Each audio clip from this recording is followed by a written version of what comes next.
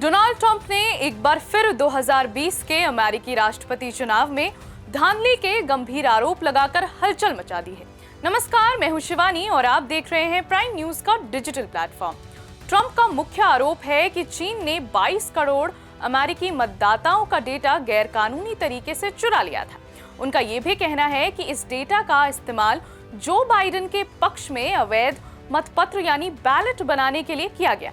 लेकिन जब हम फैक्ट्स और रियलिटी की बात करते हैं तो तस्वीर बिल्कुल अलग नजर आती है। अमेरिका में मतदाताओं की फाइलें आमतौर पर सार्वजनिक रिकॉर्ड का हिस्सा होते हैं, जिन्हें नियम के अनुसार राज्यों द्वारा रखा जाता है और नियमित रूप से बेचा भी जाता है।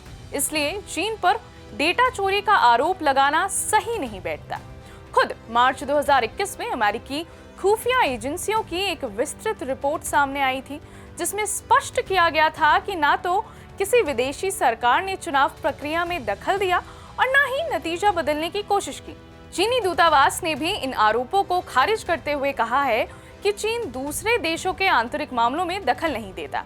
दूसरी तरफ ट्रंप ने वेनेजुएला पर भी वोटिंग मशीनों में गड़बड़ी के आरोप लगाए हैं। उनका दावा है कि स्मार्टमैटिक चुनावी सॉफ्टवेयर के जरिए वोट बदले गए। हालांकि सच्चाई ये है कि 2020 के चुनाव में स्मार्टमैटिक तकनीक का इस्तेमाल केवल एक ऐसी काउंटी में हुआ था जहां चुनावी मुकाबला ही नहीं था। व्हाइट हाउस द्वारा हाल ही में सार्वजनिक किए गए खुफिया दस्तावेजों में भी ये साबित नहीं हो पाया कि वेनेजुएला के पास चुनाव परिणाम बदलने की कोई तकनीकी क्षमता थी।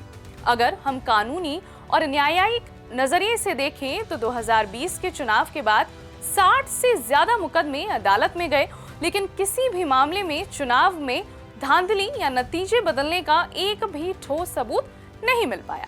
कैलिफोर्निया यूनिवर्सिटी के चुनाव कानून एक्सपर्ट रिक हैसन जैसे विशेषज्ञों का भी यही कहना है कि ट्रंप बार बार उन्हीं दावों को दोहरा रहे हैं जिन्हें अदालतों और खुद उनके अपने प्रशासन के अधिकारियों ने पहले ही गलत साबित कर दिया है।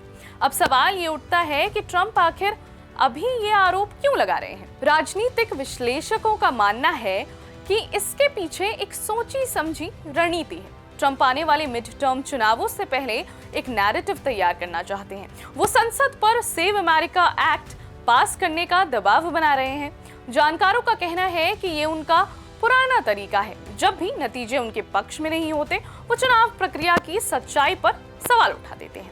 ये रणनीति उन्हें हार की स्थिति में नतीजों को नकारने के लिए एक मंच देती है, जैसा कि हमने 6 जनवरी 2021 की घटनाओं के दौरान देखा था। कुल मिलाकर इन आरोपों का मकसद चुनावी सुरक्षा की आड़ में अपने समर्थकों को एकजुट करना और आने वाले समय के लिए एक राजनीतिक माहौल तैयार करना है।